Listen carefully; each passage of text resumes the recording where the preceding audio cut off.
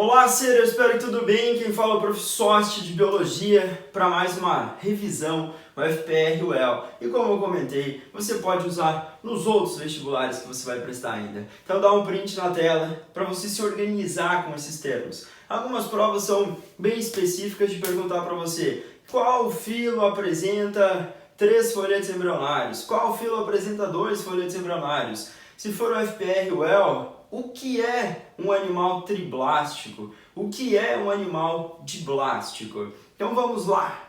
Dentro da zoologia, nós temos diferentes grupos animais. Então nesses grupos animais, filos. Estão em vermelho aqui os representantes, esses filos. Então quando eu penso nos porífera, a prova pode falar que eles são parazoários. O que é um parazoário? Um animal que não apresenta tecido e órgão definido. Então nós teremos o filo porífera, animais exclusivamente aquáticos, sem tecidos e órgãos definidos, com coanócitos, amebócitos, pinacócitos, inúmeras células que executam funções. Muito bem. Agora eu tenho um grupo de animais chamados de eumetazoários, que possuem tecidos e órgãos definidos. E aí nós começamos com características embrionárias. Por exemplo, um animal diblástico ou diploblástico. É um animal que apresenta 2 folhetos embrionários, a ectoderme, folheto mais externo, e a endoderme, folheto mais interno. E é representado pelo filo dos quinidários. Agora uma pausa, porque do filo eu puxei do ladinho uma classe. Você já ouviu falar em hidrozoa, cifozoa, cubozoa, antozoa, são classes. Eu destaquei a antozoa pela sua diversidade, é a classe mais biodiversa, e ela é representada pelos recifes de corais. Vivem no ecossistema marinho e esses recifes de corais, infelizmente, estão sofrendo com a ação de poluição. Uma poluição oceânica, alteração na temperatura dos oceanos, acidez dos oceanos, dificultando o crescimento e desenvolvimento desses antozoários tão exuberantes. Dentro do grupo dos triblásticos ou triploblásticos, animais com 3 folhetos embrionários, ecto, meso, a novidade, e endoderme. Perceba a diversidade. Triblásticos, plate, nemate, molusca, anélida, artrópoda, equinodermata e cordata. Então são todos triblásticos ou triploblásticos. Só que aí nós separamos. Por que, professor? Ele pode falar em triploblástico acelomado. Existe a mesoderme, mas não se forma um celoma. Nos plateumintos, nós temos uma estrutura chamada mesênquima no animal adulto que preenche parte do corpo, que vai se diferenciando e vai formando tecidos e órgãos. 2 classes, na verdade são 3, se a gente pensar no âmbito geral. Turbelária, planárias, animais de vida livre, não executam uma vida parasitária.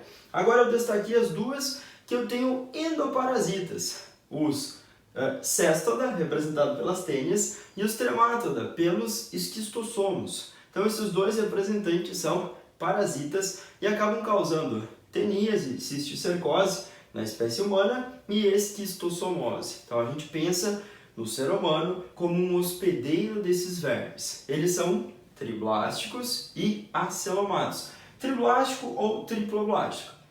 Triblásticos pseudocelomados. Pseudo, um falso celoma. Essa unidade de falso celoma é, de um lado ser revestido pela meso e de um outro revestido pela endoderme. No espaço vai ficar ali um líquido preenchendo que forma um esqueleto hidrostático. Então os pseudocelomados são os nemateumintes, representados pelas lombrigas, ascaris lumbricoides. Também um endoparasita. Nos animais celomados, nós temos uma separação de acordo com a origem do celoma. Então o animal pode ser esquizocelomado ou esquizocélico, porque o celoma surge por afastamento das células mesodérmicas. Ou ele pode ser enterocelomado ou enterocélico, porque a mesoderme começa a brotar na parede do arquêntero ou intestino primitivo e formar uma estrutura que é uma cavidade corporal. O celoma é uma cavidade corporal que aloja órgãos, permite esses órgãos crescerem, se desenvolverem, facilitou a movimentação dos animais e muitas consequências evolutivas importantes. Então ele acaba sendo muito importante para a prova. Os esquizocelomados são os moluscos, anelídeos e artrópodos. Eu destaquei molusca, bivalva e cefalópoda. Temos os gastrópodos, por exemplo, lesmas, caracóis. Destaque aqui por causa da alimentação, principalmente, que as provas exploram. Lá nos gastrópodos, o escargot também é um molusco comestível, uma iguaria alimentar. Agora, bivalvos e cefalópodos, ostras, mariscos e mexilhões bivalvos, polvos e lulas, cefalópoda. Então, classes. Ainda o cefalópoda é uma classe diferente pela circulação fechada e por características típicas do grupo. Anelídeos, corpo dividido em anéis. A gente vê uma nítida segmentação ou metameria em anélida e artrópoda. Essa segmentação é uma consequência do celoma. Entretanto, muito cuidado.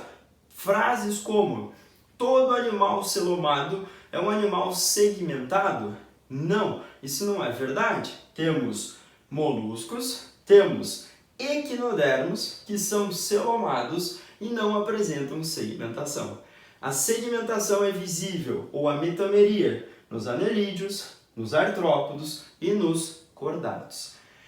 Na classificação de esquizocelomados, artrópodos veremos numa seção à parte, porque aqui eu tenho inseto, crustáceo, aracnídeo, quilópoda, diplópoda. Então é um grupo muito biodiverso. Gravarei no próximo momento esses aspectos.